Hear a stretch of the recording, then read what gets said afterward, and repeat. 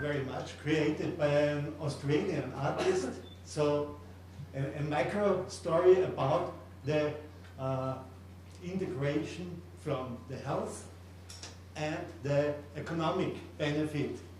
And we have translated it in 6 or 7 languages. You can download it on the BG website for using it as for pictograms on the street or for stickers or whatever.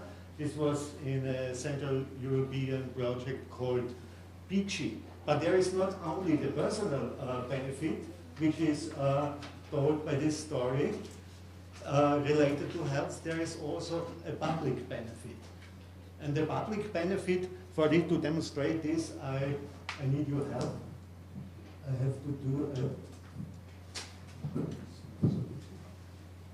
a short exchange exercise. Is somebody who has €2 for me? I would like to change this. So I can tell you it will be good for you. No money around, €2. One coin or 2 single ones? It makes no difference. Thank you. So I would like to change it to €5 from my side. Is somebody else here who has €2? Yes. So usually I get more, but participants in this exercise. We cannot believe you're making such an offer. Somebody else? Yes, sure.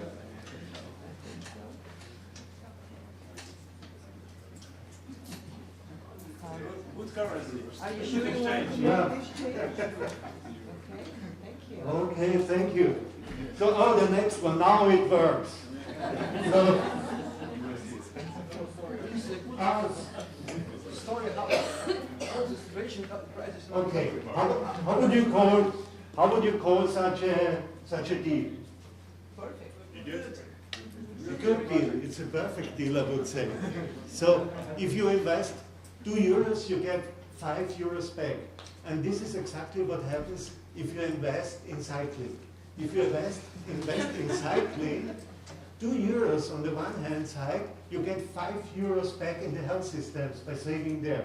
So it's really a big deal. It would be a very big deal for countries to do that, but unfortunately, it's different ministries, different places where the money has to be given, has to be invested by the transport sector, and the gaining is by the health sector. But it would make sense to combine these two sectors to make economic decisions in the future. But you find it in this small brochure, 20 good reasons for cycling somewhere outside.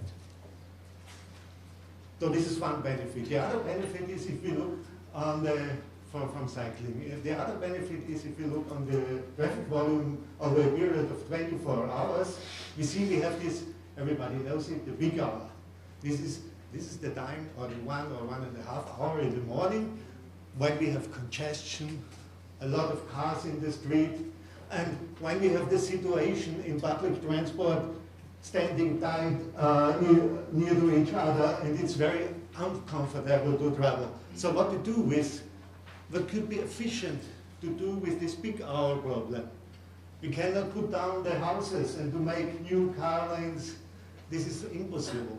It's also economically speaking inefficient to buy new buses, new tramways for 1 hour a day. So if we support cycling, we not only help the cyclists, we help the car drivers, it's 1 car less every cyclist, or we have the people which are in the rush hour in public transport to have a more comfortable trip from A to B. So cycling, to support cycling is a universal solution for the overall transport system and not only for the cyclists. And this is important when using the arguments. And is it easy to support cycling? This is a table from my city, a transport survey. So you see the blue block is walking, the yellow one cycling share, and Red is car, driver or passenger, and green public transport. And what we did, we divided these car trips into car trips less than 5 kilometers and at a bigger distance than 5 kilometers. And then we said, okay, we make an experiment. We think about what would happen if short car trips would be done tomorrow. Bye-bye. And then we would have these pictures. From 16% of bicycle trips we would raise in our city to 39%. And this is in many other cities the same. If you shift the short car trips, there is a big potential for change. And when we look to our sister city, Groningen, in the Netherlands, you will know it, sister city from Graz in 50 years, they have it already, they did it already. They have 39% of cycling in the city, and this is possible to reach. It's reality somewhere else. And it's not, let's say, something which is very unthinkable or very visionary. It's only thinking about short car trips and shifting it to bicycles. But what happened in Graz, you see a bit of a change, a little bit more cycling in the last 10 years, 20 years, but a little bit less car traffic, but not really a big change.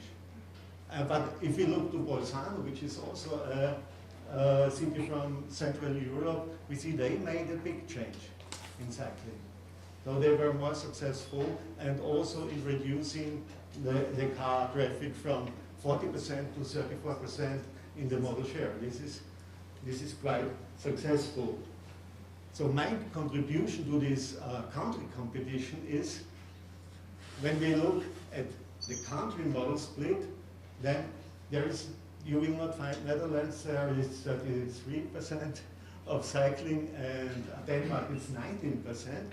But you see a big variety. This survey was done by using the same method from this GfK with 1,000 interviews asking for the main mode of transport. But we see that there is a big difference between Cyprus and Hungary. Hungary is even the second best country in cycling in Europe after the Netherlands.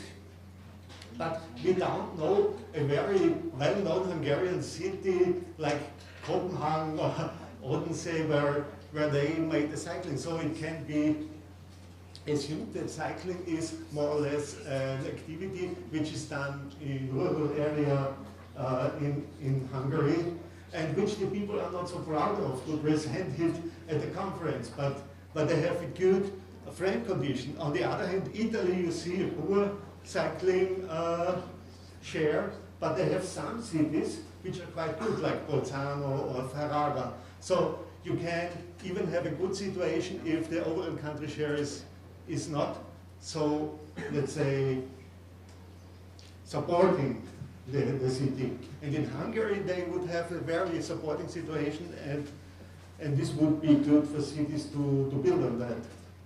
But how could we do that? One possibility is to implement a quality management procedure, let's say, to look to all topics of cycling, to user needs, policy on paper, leadership, means and personnel, infrastructure, marketing, and complementary actions, and to think also about monitoring.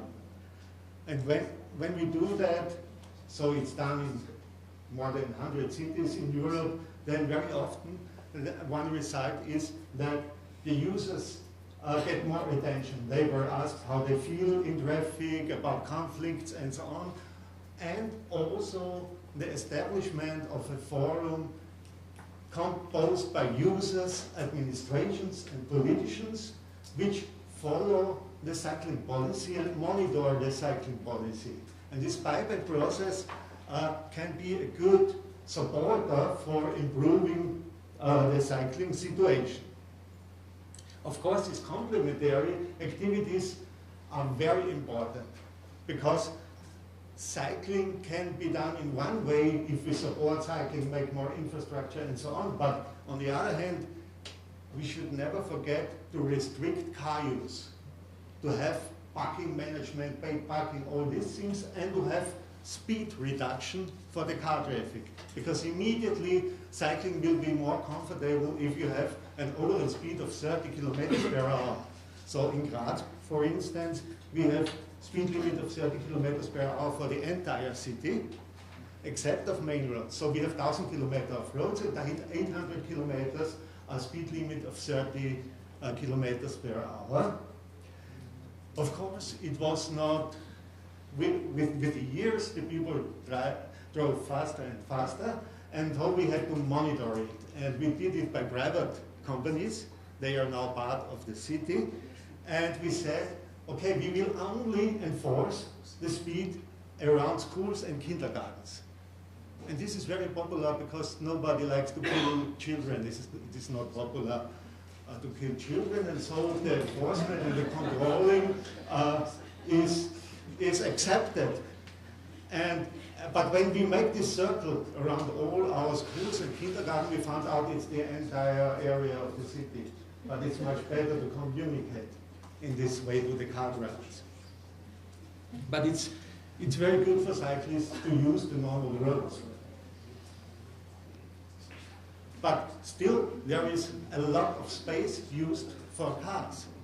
We made this investigation in Graz, looking at the parking cars, parking bicycles, bus stops, and so on, and resting place for pedestrians, street cafes, and parks, and so on, and made a model share or a model split out of this non-moving traffic area.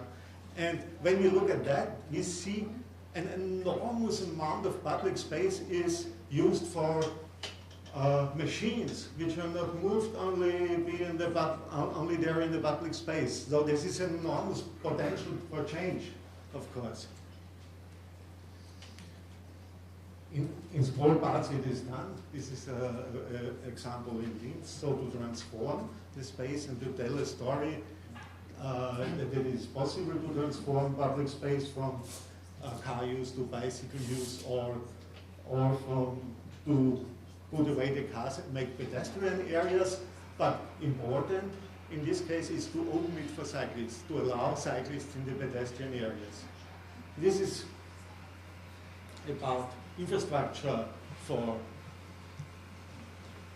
barriers, but one example from Denmark, Odense. This is an important thing to give cyclists priority on traffic lights. So these cyclists you see here don't have to wait on a traffic light. You can turn left while the car traffic has to wait. So this makes the feeling of we have priority here in the city. It's important to have cyclists in these cities. Same is with these road signs. But not only infrastructure is very necessary, but the integration from infrastructure and marketing. And this was done in Bolzano in a perfect way. They did it the same way when they improved, when they made their infrastructure plan, they made their marketing plan. And what they did, they integrated both plans step by step. So it was not an attachment to infrastructure in Bolzano, it was an integrated process to build infrastructure and to market it. And this made this big success, what you saw in the data in the beginning. What we learn as a young child can help us also for the phase when we are adults. So it's important to start very early to think bicycle and not only to think car. Especially where, for instance, when we go to toy shops, we see a lot of cars. You can do it by yourself and make a short own investigation. You will find a lot of cars and only some bicycles. What we made in the project Bambini, a Polish toy producer, high quality wooden toys, he invented bicycle toys in his program. And this was funded by the European project Bambini, and you find it, the toys to buy on the web page here. So what we did with Bambini was to teaching the next generation to step away from the car with in the kindergarten and on the trip to the kindergarten, and made kindergarten programs. We trained kindergarten staff to take up the topic of cycling as something normal in their program, like to eat with fork and knife, and like a normal cultural thing. And what we found out that we need to do a little bit of emotionalizing the topic, because usually when in the kindergarten is the talk about cycling, they talk about you have to look left, right, safety equipment everywhere, and it's a dangerous activity, and we have to train you for the danger outside. What we tell the children, it's a lot of fun. Be happy when you keep the balance. We make a photo of you, you get a certificate that you now can keep the balance on the running bike. And we even found out that there are not many books who are talking about the fun of cycling. And a lot of books are talking about rules and regulations and how to behave and safety equipment and all these things, which are not really good to get in a good emotional connection with the topic of cycling. And when the children are older, of course, they get training, and they should get training like the car drivers outside on the road, and this is what they get in Graz. Every child at 10 years get road experience, or experience in the real traffic, not in a traffic kindergarten. And I like very much the idea or the implementation, for example, the traffic acupuncture, they call it. So it's only a very small measure. They only close the road for car traffic in front of schools, of primary schools, for 15 to 30 minutes. But exactly at that time when school is starting. And this changed the complete system, because the parents cannot arrive anymore by car in front of the school door. And this made them think about, oh, we have to change our way how to bring the children to school, and this changed the model split enormously. But it was a lot of discussion in the beginning. It was only 4 schools, but then step by step they had 10 schools, and I think they will get more. It was an encouraged activities. Another thing why we said, okay, we have to use the car is because we have to transport something. And in the commercial way, if we do it for delivery or services or business trips, but also in the private sector, the private goods transport for shopping and leisure time traffic. And what's interesting, if you look in the shopping field, we see that we transport very little things usually. So in 80%, this is a big survey done in Graz, in 80% it's possible to transport it in a big bicycle basket on your normal bike, and 14% in a bicycle trailer, and only for 6% of all shopping, there is the need of a car. And if you look at the second column, you see 77% of the shoppers arrive by car. This is supermarkets and construction hardware stores.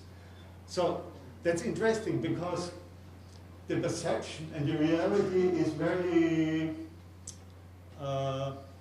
very far away. Big gap. Yeah, big gap between these two. So, but a big potential for the cycling. And this is found out in Copenhagen, where they have 25,000 cargo bikes.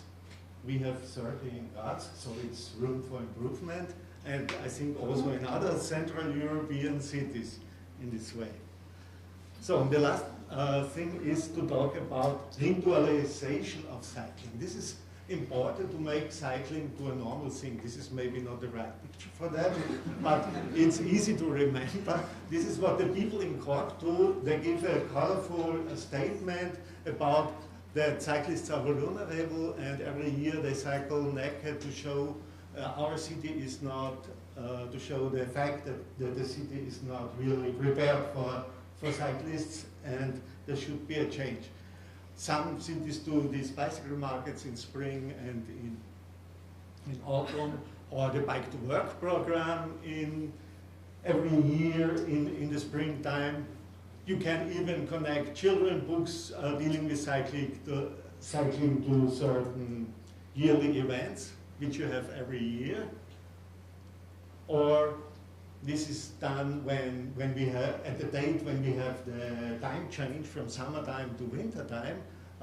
Always the police and the cycle NGO and the cycle repair shop stop the cyclist and check the light and brakes.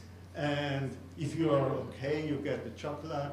Otherwise, you get a small repair service. And this is done year by year. I think every cyclist in Graz already know this exercise, and it's already a ritual. And these rituals make cycling to something very normal in cycle actions.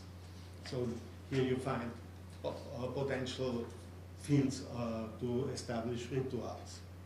And for the culture, of course, it's also good to think about the trendy point of cycling, the fashionable point of cycling. This can be done by cycle chic pages. Yeah, and then you end up maybe like in Ferrara with a really good cycle culture, but the former speaker said, okay, it's nearly the same in Ljubljana, let's do a short competition. So in Ferrara they cycle, they're very young with their mothers, and the old ones cycle there.